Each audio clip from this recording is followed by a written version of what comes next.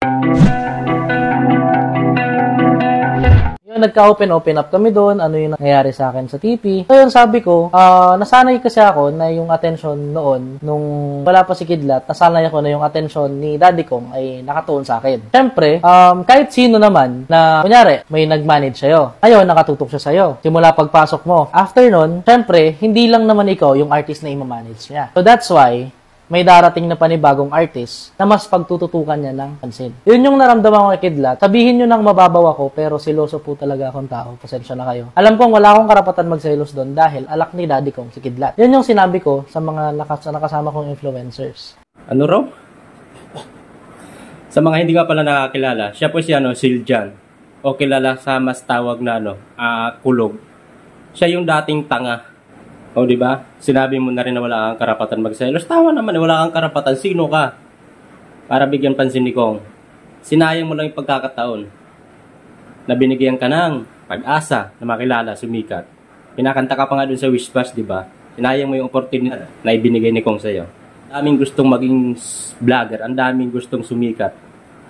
Na ang daming tao na gustong-gusto makasalamuha si Kong. Pero ikaw, binaliwala mo, sinayang mo yon.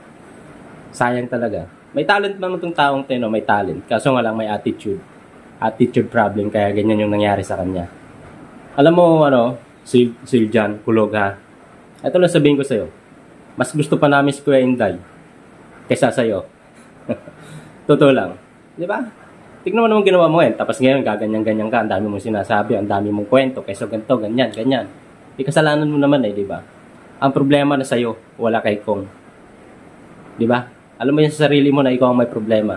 Ang problema, yung attitude mo. Napaka walang kwentang bagay yung pinagsisilosan mo. Natural. Anak yun eh. Sino ka para lahat ng atensyon ni Kong ibibigay sa'yo? Di ba? Sinayang mo lang yung mga pagkakataon na pwede kang sumikat, yumaman. Di ba? Pwede mangyari yun eh. Sumikat ka eh. Sisikat ka talaga dahil kay Kong. Yayaman ka dahil kay Kong. Di ba? Sinayang mo yung pagkakataon na yun. Kasi sa ugali mo. Ay nako. Kung sa akin lang nangyayari yon, sikat na ako ngayon. Palitin ng pwesto, akin yung talent mo. Kung sa akin nangyari talaga yun, baka na ngayon, mayaman ako ngayon, hindi na ako namamansin. So hanggang dito na lang, maraming salamat sa panonood. Bye-bye. Baguhin mo attitude mo, Siljan ha. Wala akong karapatan magselos doon dahil alak ni Daddy Kong si Kidlat. Yun